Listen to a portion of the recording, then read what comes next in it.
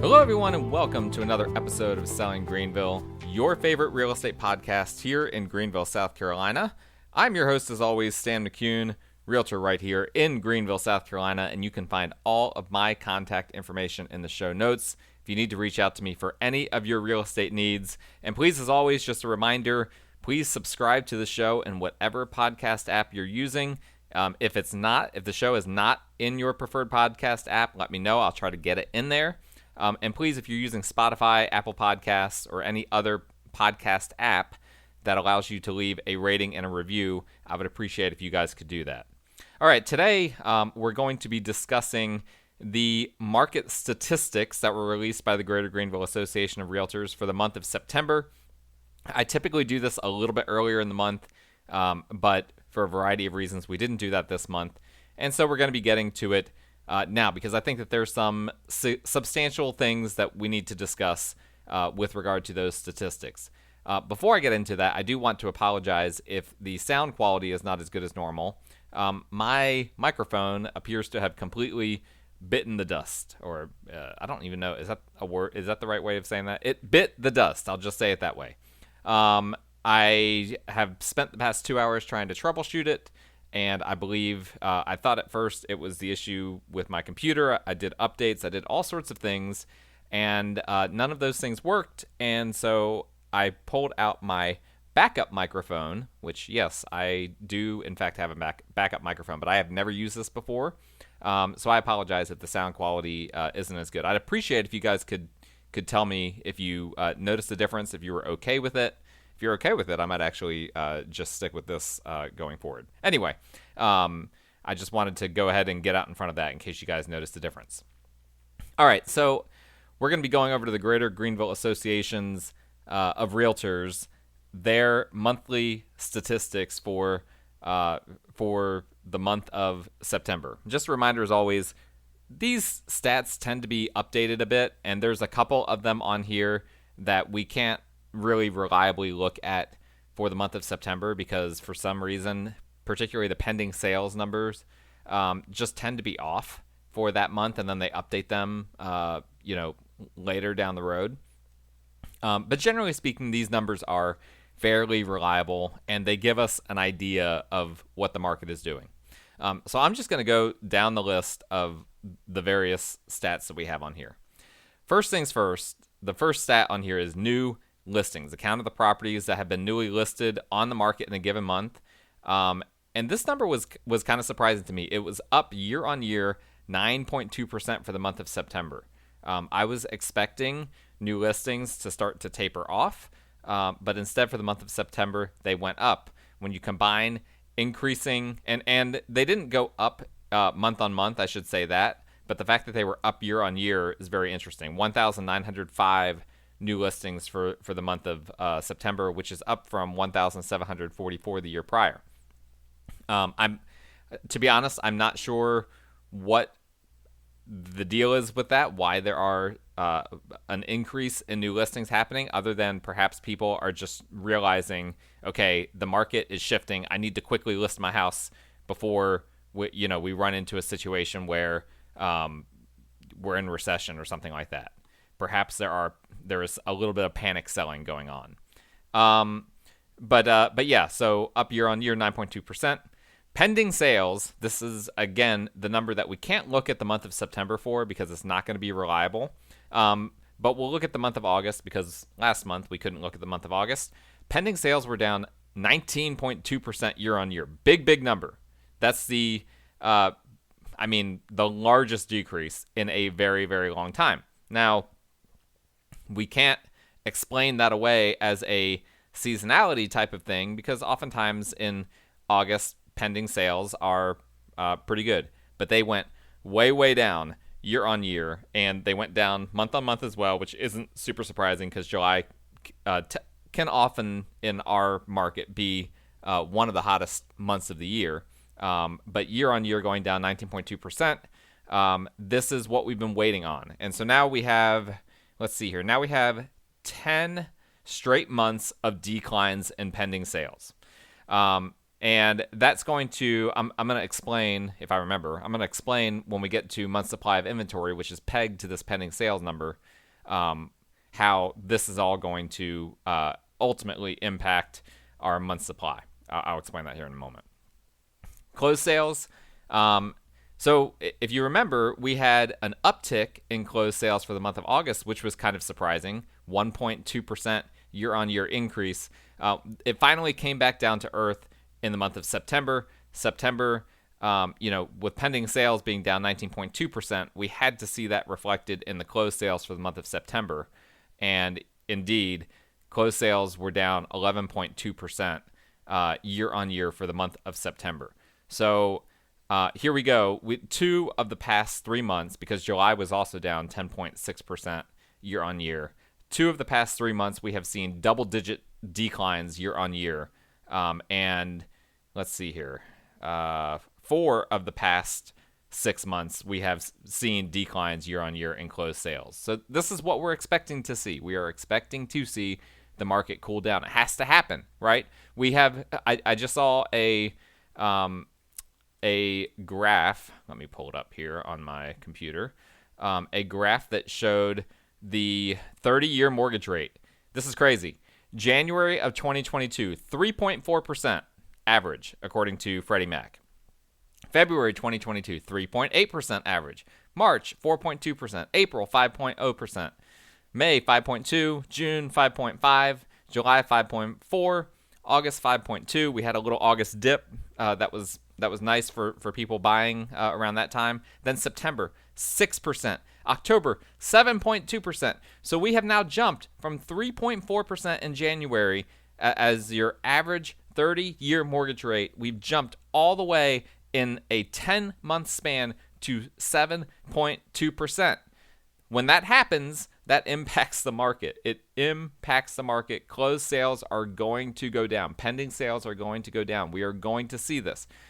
We discussed a few weeks ago that there's a seasonality aspect to that, but also there is going to be more than just a seasonality, more than just a seasonal decline in these things. There are too many things at play here for us not to see it impact the market. So closed sales, and also, of course, closed sales have been historically very, very high the past couple of years.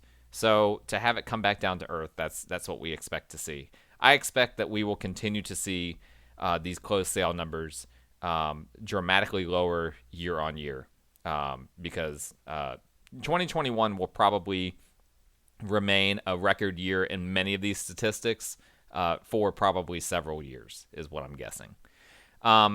Days on market until sale. This is a number that historically has been between, pre-pandemic, it kind of fluctuated between 40 and 80, with 40 being a really low days on market until sale. And this is a metric of average number of days between when a property is listed and when an offer is accepted in a given month. So historically, 40 would have been really low for this, but the past year, it's been in the 20s. And we are still in the 20s.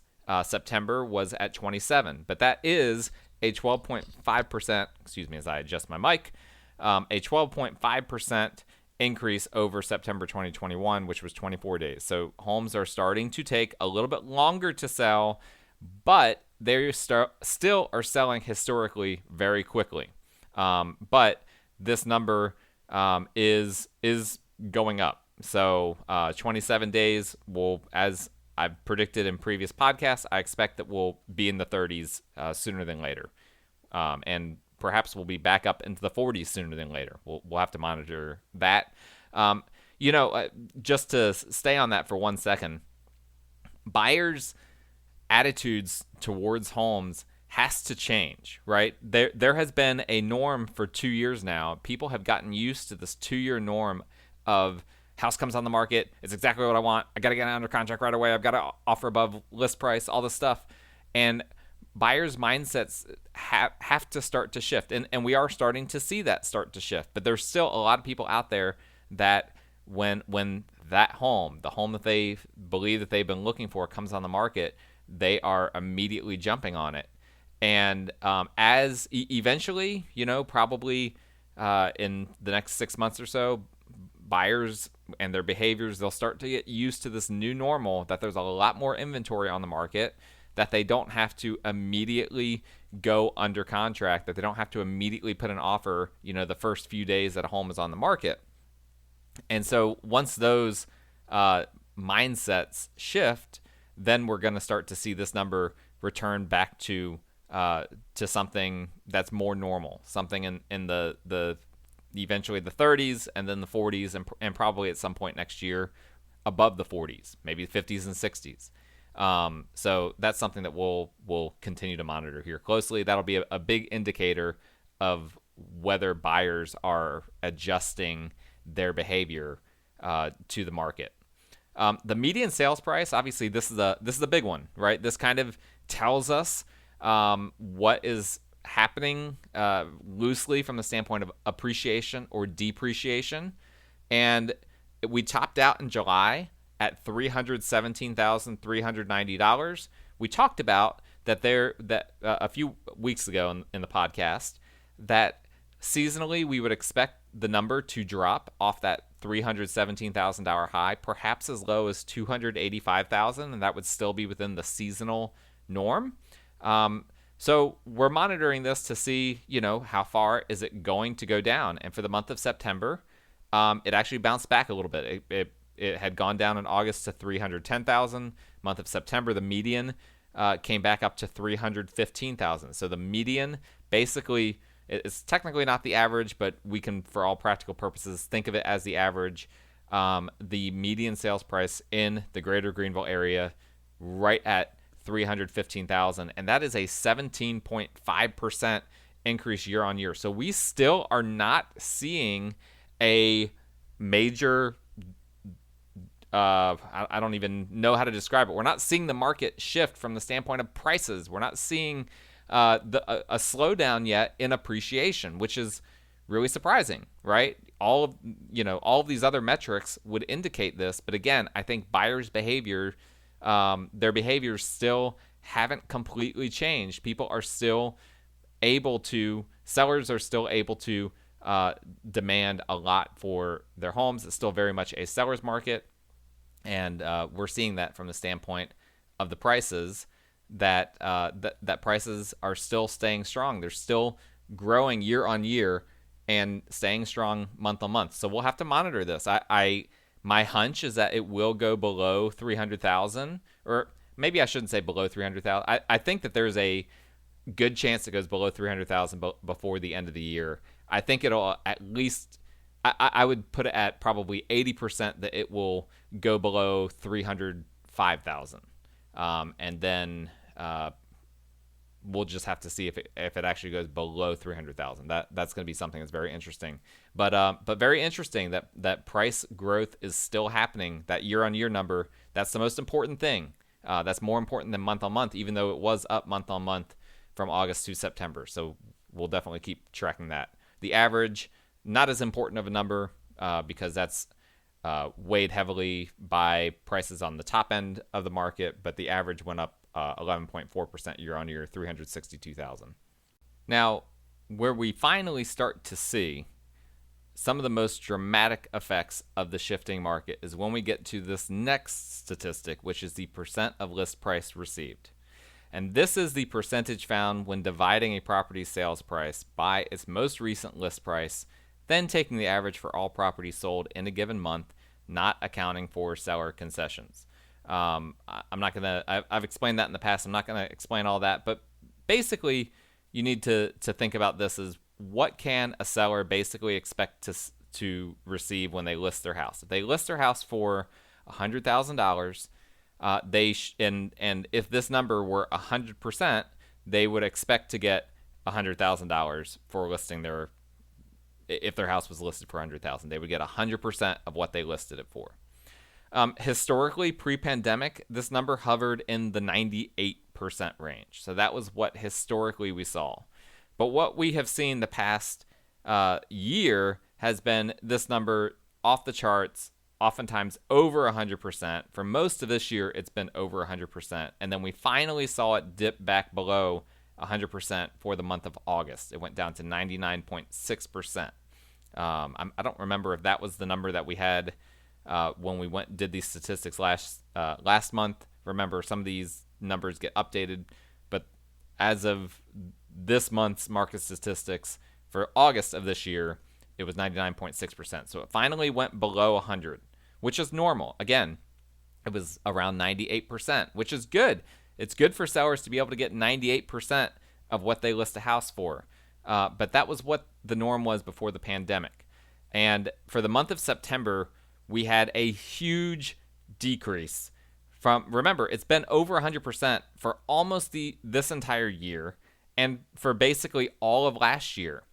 And it went down the month of September to 98.8%. So if you list a house for 100,000, you could expect to get 988,000 for that house. So that's a huge decrease, because September of 2021, it was 100.4%. People were getting on average above what they listed their house for. Now people are getting on average something that resembles what's much closer to pre-pandemic, 98.8%.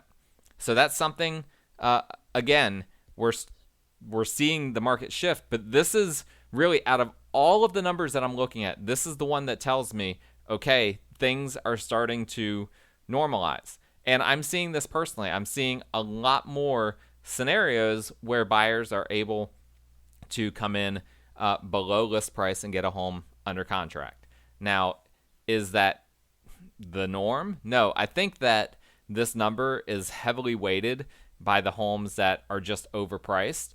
And, in the past, a home might be overpriced and it would sit for a while, and then eventually, with the appreciation being crazy, when you get 20% year-on-year appreciation, you're getting 2 to 3% in some cases, in some months, month-on-month appreciation. If you overprice your home, and it just needs to appreciate by the market just needs to appreciate by 4% to get to what you listed your home for, then eventually you could theoretically get what your home is listed for, right? So if you list a home for $100,000, but it's only worth $95,000, you only need it to appreciate a little bit, the market to appreciate a little bit for that home to be worth $100,000, is what I'm saying. Well, now that dynamic is no longer happening because there's so much more inventory than there was before. So now these homes that are listing overpriced, they are having to reduce the price and oftentimes also take less than what they have the house listed for. Whereas in the past, these months in 2021 and earlier this year, when it was above 100%, that was also a crazy number because there were so few price reductions, and price reductions aren't accounted for in this number. So now we're seeing a lot more price reductions, and we're seeing sellers are not getting 100%, anywhere near 100% now. 98.8% is a lot different than 100%. But this is healthy. This is more what we expect the market to be. Now, if we start to see that number go below 98%, then we're going to start seeing something that resembles really well beyond the norm, at least what has been the norm since roughly 2017. So we'll continue to track that and see what happens. Housing affordability index still very low. This is the index that measures housing affordability for the region. For example, an index of 120 means the median household income is 120% of what is necessary to qualify for the median priced home under prevailing interest rates. A higher number means greater affordability. Prevailing interest rates are high. Home prices are still going up at a clip of 17 point something percent. I already forgot. 17.5%. Interest rates are at 7%, and people's wages are not increasing to account for all of that. And so this housing affordability index is quite low. It's at 75, which is tied for the lowest it's ever been. It's been bouncing back and forth between 75 and 76 basically the past 5 months. So the median household income is only able to qualify for 75% of the median house. So that's unfortunate. We would like to see housing affordability be a lot better, but right now it's not what we would prefer it to be. Now, inventory of homes for sale. The number of properties for sale and active status at the end of the given month. Again, this is a number that jumps off the page. 3,978 homes for sale in the month of September at the end of the month. That is an 83.6% increase, the largest increase that I can see. I think it's the largest increase on this entire chart going all the way back to 2008. 83.6% year-on-year increase. It was 2,167 in September of 2021, and now it's jumped. It almost doubled to 3,978. And compare that to what it was in earlier in the winter. In March, it was 1,406. So, I mean, we're not that far away from tripling the amount of inventory we had in March. So this is now very, very close to what it was pre-pandemic. Pre-pandemic, it was hovering around the 4,000 range. And right now, I mean, we're basically there, 3,978. So once we have a sustained period of this being in this range or perhaps higher, I suspect this number will probably end up going up perhaps. I mean, based on the fact that it's already at 3,978, based on the fact that new listings are happening at a faster clip than we would, or a higher clip than we would expect it to, we may see this inventory number go into the 5,000s, perhaps the 6,000s, which would take us back to, basically 2014, 2015 levels of inventory. And if that happens, then obviously we'll have a big shift that happens in the market. So we'll have to keep track of that. Month supply of inventory. This is the number that is pegged to inventory of homes for sale at the end of the given month, divided by the average monthly pending sales from the last 12 months. So remember, pending sales for the most recent month are never accurate in the GGR market stats. So we can't look at the month of September. What we can look at is August, which was up 64.3% year on year, because month supply was only at 1.4 for the month of August in 2021, and it jumped up to 2.3 the month of August 2022. And we've seen a steady increase in this since April. Every month since April, this number has gone up. So in March, it bottomed out at 1 month of inventory. April 1.1, May 1.3, June 1.8, July 2.1, August 2.3. I would expect the month of September will probably be 2.5. We're seeing basically a 0.2 to 0.3 increase in month supply of inventory pretty much every month. And just based on some other things that I've seen, I expect that the month of September will be roughly 2.5. To put that in historical context, we were pre-pandemic hovering around the 3 to 4 month inventory range. So I anticipate, if we continue this 0.2 to 0.3 per month increase, then I expect that either by the end of the year or early next year we'll be in the 3s. And at that point, then again, we will see something that resembles something pre-pandemic. Now, and actually, I almost did forget. I told you guys I might forget. I almost did. There is an interesting thing with this number that I want to point out that so you would be surprised that it's only going up, 0.2 or 0.3, despite all of these other changes that are happening. Although obviously the year-on-year increase is 64.3%, but the month-on-month increase isn't that big. When are the big month-on-month increases coming? Oh, they're coming. They're coming because the pending sales number, let me pull this up here. The pending sales are, so that month supply of inventory, sorry, let me go back and reread this again. It's divided by the average monthly pending sales from the last 12 months. Okay. Why? That's a very, very important detail, because we are still within the 12-month range where we saw big pending sale numbers at the end of last year. Well, once we get past October and November of last year, every month since starting with December has had a year-on-year decrease in pending sales. And obviously, we're seeing a big decrease in pending sales now. And so what I anticipate happening is once we get past November of this year, this number is going to take a big jump up. Actually, I kind of misspoke a little bit before. I do anticipate it'll go up 0.2 to 0.3 for the month of September. Probably, again, same thing for the month of October. Probably, again, same thing for the month of November. That'll take us probably to about 3 months inventory.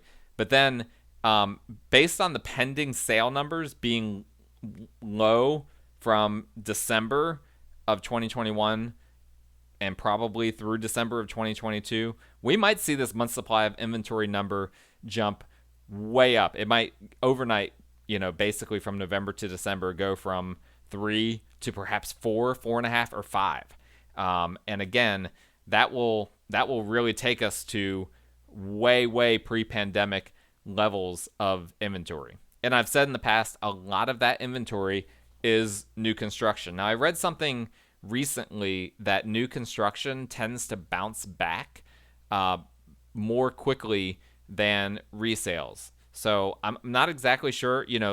We're seeing some things that we've never seen before in the market. This is such a strange environment for the housing market.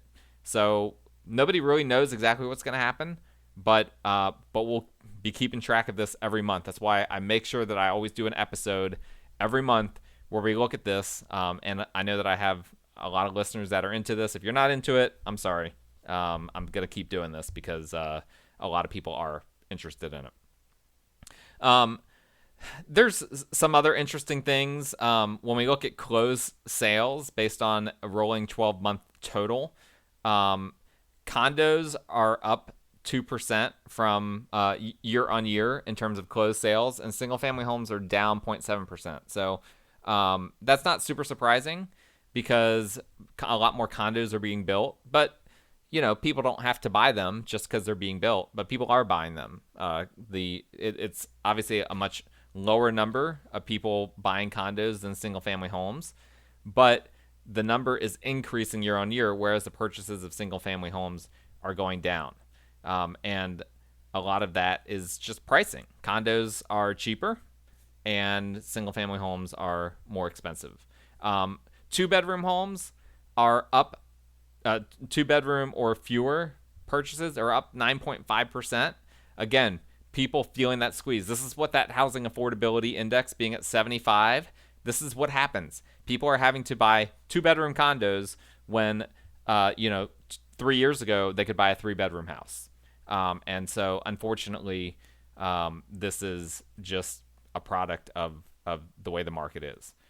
So we're going to see some really big shifts happening here. We are still very much in a seller's market, but if we start to see those month supply of inventory numbers, if it exceeds 5, we could very quickly find the market flipping to something that is more of a flat market. If it exceeds 6, then we're into buyer's market range. I don't anticipate that just yet. We need to see a lot more happen on the we need to see what happens on the meta economic landscape, and I've talked about that in the past. Right now, demand in the Greenville area is still very strong.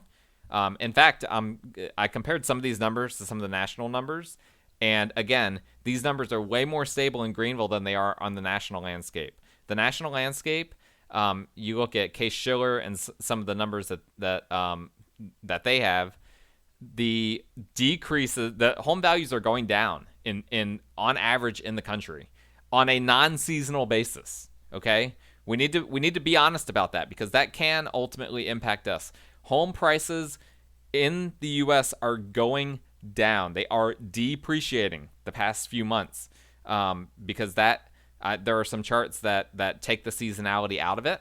But in terms of the Greenville market, Greenville is more resilient. We're not seeing that happening, not yet at least. And so we'll keep track of that. But I appreciate you guys listening with me with my new microphone. Let me know how that sounded. And as always, if you need to reach out to me, all my contact information is in the show notes. Please rate, review, subscribe to the show. Have yourself a great rest of the week, and we'll talk again next time.